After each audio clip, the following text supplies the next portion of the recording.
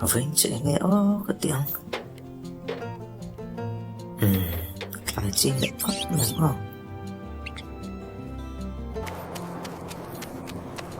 Ni tu pasar vele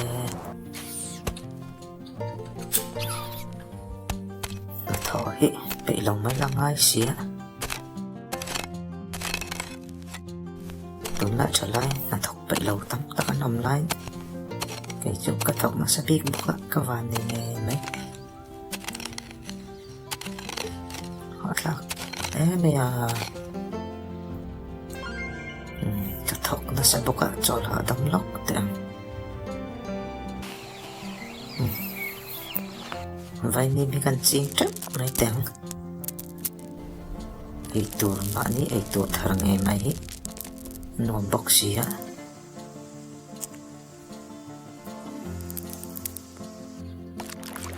cái con tên ạ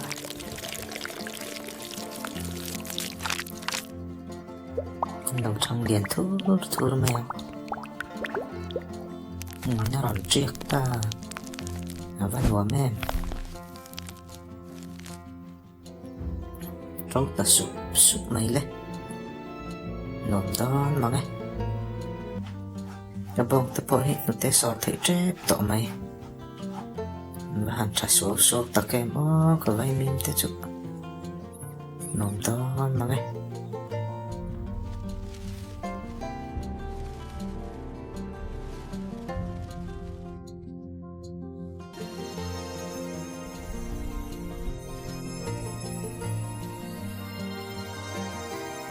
tắm thầm bốc ạ tốn trùng chút khô mang in xuyên tiền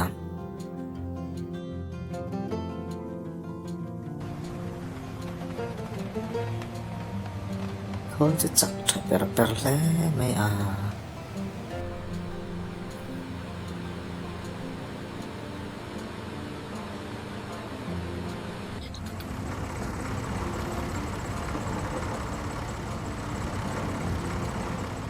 mà sai là trên chút xem đi là trên chút mà là viên cần xem bốc không mà khay ngồi mà nghe thật tên lá này el pies cụt thật tu tế bố lại thể hiện mình còn về xe này tổ ra nhé cái video tay mình đâu em sạc giá luôn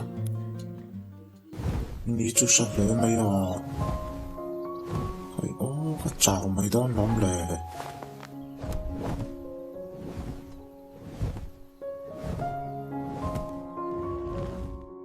cái lái lùng chút ông phát nọc rồi mà ai à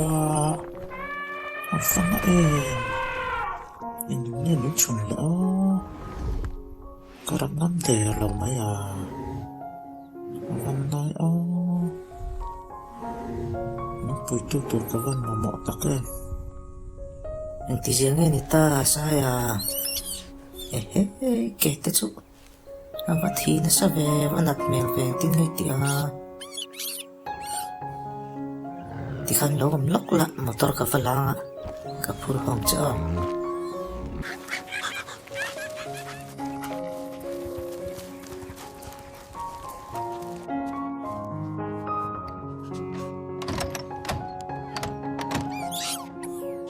mình bỏ tự sẽ không ai nè nó ăn đặt mẹ lóc với mấy xía làm thôi tiệm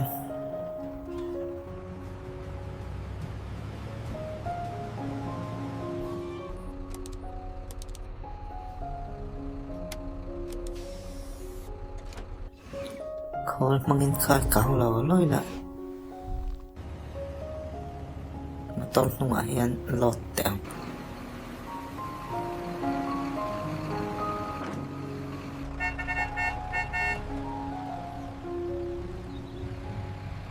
anh nghe ô anh đang để nát thì mày xia lệ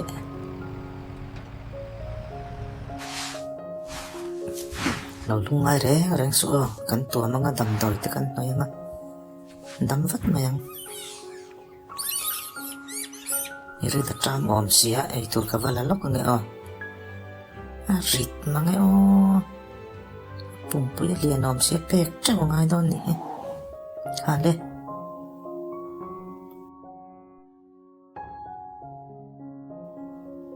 cô của chú phê lê mày à mình đuổi xí á cái kế tầm nó cái bụi lê chiang quá tầm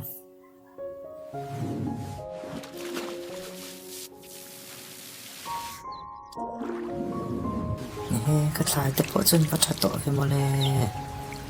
sai à hay lại tới lâu in về trên tệ thằng tuyệt này không anh nè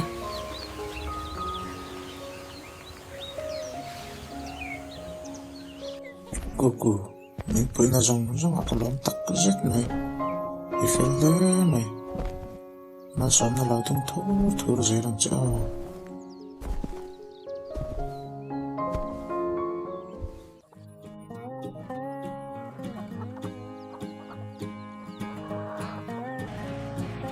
chú cả vụ tới căn bè chiên trên năng ấy ê khai in lầu tâm mô và mèo trả làm xéo xéo về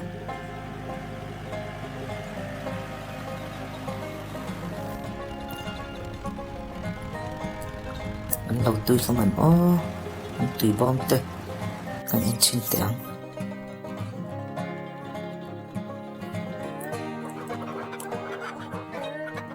dòng xin nó có nghĩa ở tùy ông em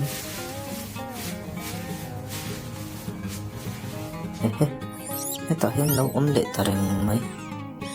và hẳn phải có mấy ô lâu tươi lệ chắc mấy ở tùy ta là tôi cần ngại tuổi dùng tiếng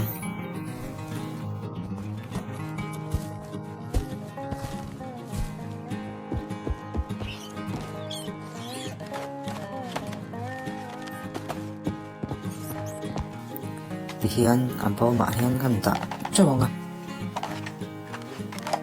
Dora ar chon nên cái vật linh tiếng chon mà mua nem thấy gì á cho cha đeo in bê là anh đang tùy lệ char này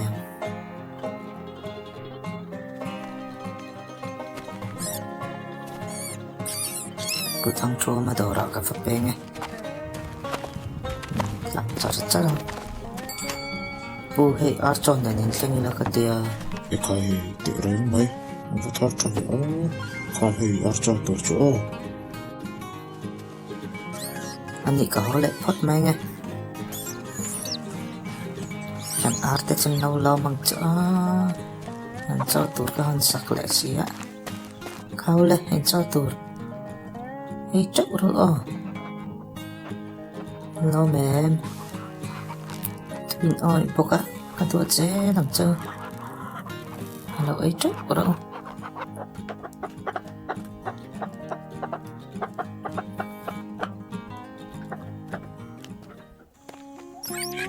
mình thể hiện trong ngôi tiết cho rêu nó sẽ được tụi các cô là cho lùm nó bắt bắn dễ mấy xí á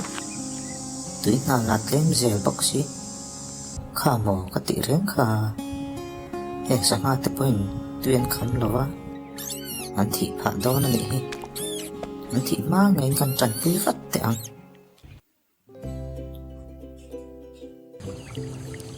nhìn là mà hồn phất mấy tiếng tiếng ấy nó ấm lòng tuy là thêm xí lung ai xua cái chân xua càng châu rồi lung ai reng xua mình xin tách họ lậu vàng phải cần đi hết tiếng tận này tuy là xiên tu tiếng lệ mau vẫn kịp chơi leo nó sao lúc tụ cả có về đánh tít chạy dầu đó thì hiện là qua ria mà hiện cần tạ rỉ phất mấy tiếng heo rồi mình phải tệ rồi nè ăn mỗi năm thế mày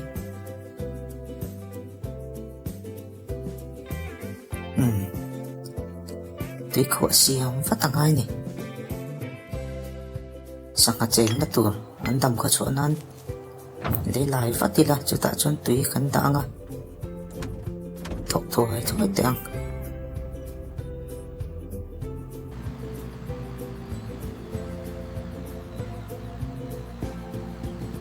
lại dùng đi nào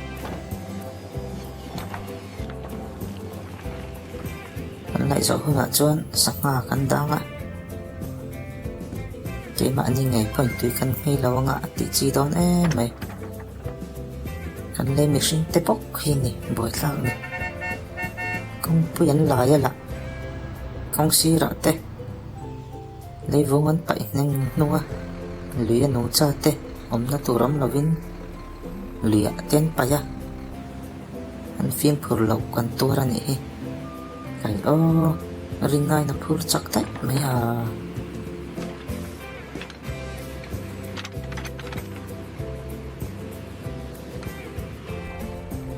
buông ai hả em Họ là về cô cụ, nó nghĩ họ dâu kém. hả là về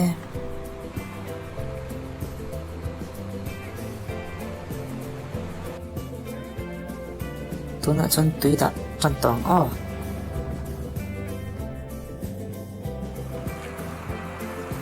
khó lúc tập buru mấy phần hồn đó nè thiên tinh sĩ ạ sáng ngày ngồi nắng tì tèm chỗ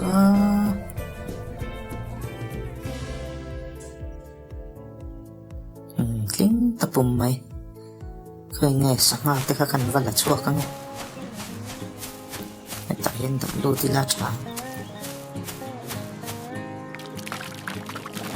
cái khay nó vẫn vắt tì xéo xéo về